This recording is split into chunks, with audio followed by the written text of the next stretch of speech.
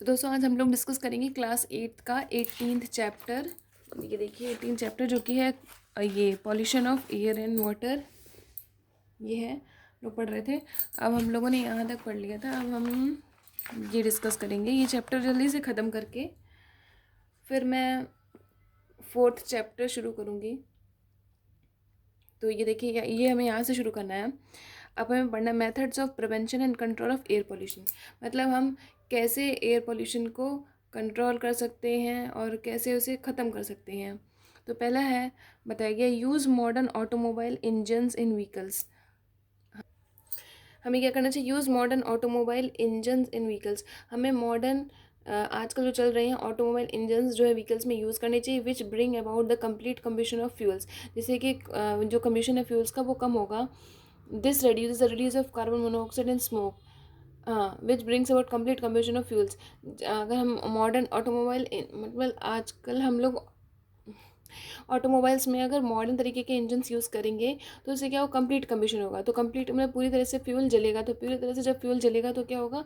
Carbon monoxide नहीं release होगी, और रिलीज़ होगी भी तो कम मात्रा में होगी। This reduce the release of carbon monoxide. इससे क्या होता है? कार्बन मोनोऑक्साइड की मात्रा कम रहेगी और स्मोक भी कम होगा, क्योंकि फ्यूल अच्छे से जलता है। तो ये कार्बन मोनोऑक्साइड रिलीज कम होती है, बहुत ही कम। और सेकंड पॉइंट है use environment friendly clean fuels like CNG. हमें एनवायरमेंट फ्रेंडली फ्यूल्स यूज़ करनी चाहिए जो एनवायरमेंट को नुकसान ना दें। ऐसे फ्यूल्स कौन से? सीएनजी है, जैसे कि कॉम्प्रेस नेचुरल गैस बोलते हैं। सीएनजी ट्रक्स में यूज़ करनी चाहिए, बसेस में and other vehicles. CNG contains methane. अब सीएनजी में पूछा जाए होता क्या, तो सीएनजी में असल में मीथेन होता है which on burning produces lesser pollutants than coal and petrol. जो सीएनजी हम जलाते हैं उसको उसमें होती है मीथेन। तो मीथेन जलने पर कम वो पोल्यूशन होता है which on burning produces lesser pollutants. वो कम पॉल्यूटेंट प्रोड्यूस करती है as compare to coal and petrol. Next third point. Third point क्या है? यूज़ अनलेडेड और लेड फ्री पेट्रोल। हमें अनलेडेड या फिर ऐसा पेट्रोल जिसमें लेड ना हो वो यूज़ करना चाहिए ऑटोमोबाइल्स में। This cause less air pollution. इससे एयर पॉल्यूशन कम होगा। And do not release toxic laid on burning. और इससे जो होगी जलाने पर जो लेड रिलीज़ होती है वो रिलीज़ नहीं होगी। फिर regular pollution check of vehicles should be made mandatory. Mandatory मतलब ज़रूरी। तो हमें अपने व्हीकल्स को चेक कराना चाहिए कि कहीं वो ज़्यादा पॉल्यूशन तो नहीं कर रही है, ज़्यादा स्मोक वगैरह तो नहीं रिलीज़ कर रही है। अब ये पॉइंट है ग्रो मोर ट्रीज। हमें ज़्यादा से ज़्यादा ट्रीज़ लगाने चाहिए एंड प्लांट्स को लगाना चाहिए to reduce increasing greenhouse effect. जैसे कि ग्रीन हाउस इफेक्ट कम होगा, क्योंकि प्लांट्स और ट्रीज़ लगाने से क्या होगा? ऑक्सीजन की मात्रा बढ़ेगी एयर में। Plants use carbon dioxide which is a green house gas. और प्लांट्स अगर लगाएंगे तो क्या होगा? अगर एयर में अगर ज़्यादा कार्बन डाइऑक्साइड है तो वो कहाँ यूज़ कर लेंगे? प्लांट्स लोग यूज़ कर लेंगे। तो कार्बन डाइऑक्साइड की मात्रा जो एयर में है वो कम हो जाएगी। और अगर पूछा जाए कि ग्रीन हाउस गैस कौन सी होती है, तो green house gas carbon dioxide एक ग्रीन हाउस गैस होती है। Use recycle paper two save trees. हमें रिसाइकल किए हुए पेपर्स मतलब एक बार यूज़ होते हैं वो दोबारा फिर यूज़ होते हैं, फिर दोबारा फिर यूज़ होते हैं, तो वो वाले पेपर हमें यूज़ करने चाहिए ताकि ट्रीज़ को हम सेव कर सकें काटने से। सेवन्थ है use catalytic converters in automobiles which convert harmful gases like carbon monoxide into harmless gases like carbon dioxide. हमें अपने व्हीकल्स ऑटोमोबाइल्स वगैरह में कैटालिटिक कन्वर्टर्स लगाना चाहिए। कैटालिटिक कन्वर्टर्स का काम क्या है? वो कन्वर्ट करते हैं कार्बन मोनोऑक्साइड को कार्बन डाइऑक्साइड में चेंज कर देते हैं। तो इससे क्या फ़ायदा है? तो कार्बन मोनोऑक्साइड जहरीली होती है और कार्बन डाइऑक्साइड इतनी जहरीली नहीं होती है। तो कैटालिटिक कन्वर्टर्स अगर लगे होंगे हमारे व्हीकल्स में तो कार्बन मोनोऑक्साइड कार्बन डाइऑक्साइड में चेंज हो जाएगी, तो हमें नुकसान कम होगा। रिप्लेस वुड कोल और kerosene with clean fuel like LPG for domestic use. हमें घरेलू यूज़ करने घर में अगर यूज़ करना तो हमें एलपीजी एक फ्यूल की तरह यूज़ करना चाहिए, ना कि हमें ये कोल और केरोसिन ये सब यूज़ नहीं करना चाहिए, क्योंकि इनसे ज़्यादा नुकसान होता है, एयर पॉल्यूशन ज़्यादा होता है। और एलपीजी हमें घरों में इसलिए यूज़ करना चाहिए जैसे हम लोग आजकल करते हैं। और नेक्स्ट है encourage use of less polluting energy resources. हमें एनकरेज मतलब बढ़ावा देना चाहिए किसको? Use of less polluting energy resources. जो कम पॉल्यूशन फैलाएं ऐसे रिसोर्सेज को एनकरेज बढ़ावा देना चाहिए। कौन सी है वो रिसोर्सेज? हाइड्रो इलेक्ट्रिक एनर्जी है, solar energy and wind energy. Hydro electric energy आपको पता ही है किससे बनी होती है। हाइड्रो मीन्स पानी से। ये दिखाया गया इसमें इमेज में, यहाँ पर देखिए ये हाइड्रो इलेक्ट्रिसिटी, ये सोलर एनर्जी सन की एनर्जी से, विंड एनर्जी विंड से बनती है। और नेक्स्ट है 10th है encourage use of public transport. हमें पब्लिक ट्रांसपोर्ट का कहीं अगर छोटी जगह ज़्यादा ही मतलब थोड़ी ही दूर जाना है तो हम लोग पब्लिक ट्रांसपोर्ट का भी यूज़ कर सकते हैं। नेक्स्ट है organise awareness campaigns in localities to highlight the need to reduce air pollution.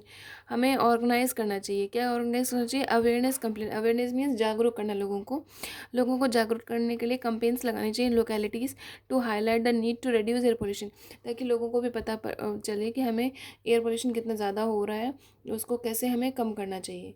Next है हमारा वाटर पोल्यूशन। हम लोग वाटर पोल्यूशन के बारे में पढ़ेंगे।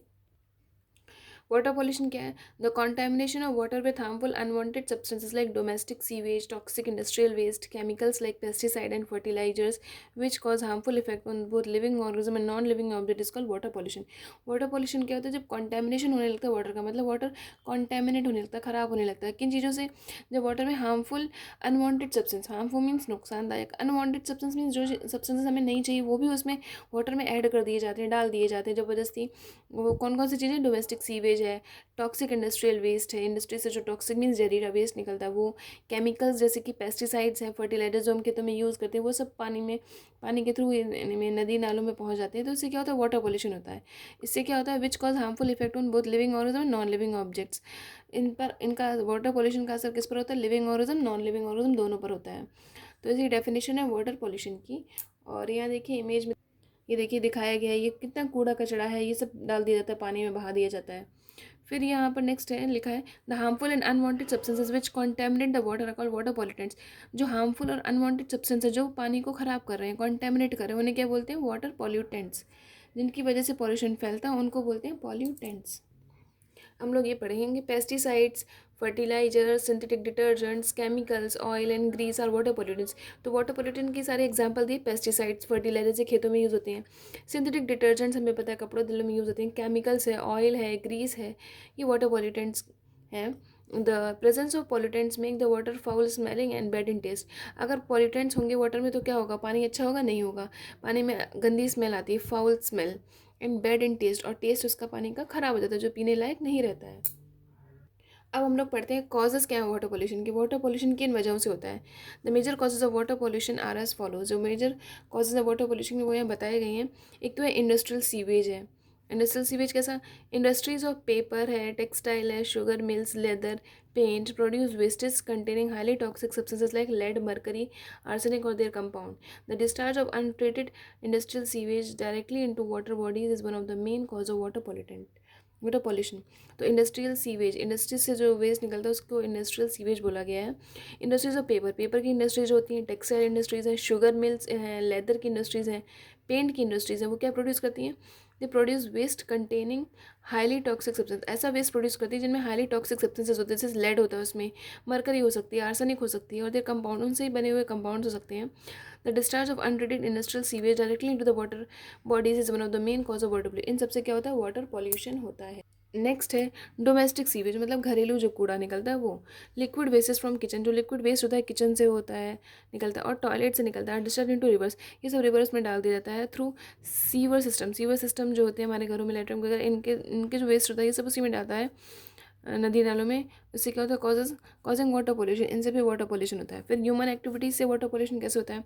Bathing of human beings and animals in और near lakes, rivers etcetera pollutes the water bodies. हम लोग नहाते हैं नदी नालों में, इनसे भी वाटर पोल्यूशन होता है। फिर एग्रीकल्चरल वेस्ट बताया गया है।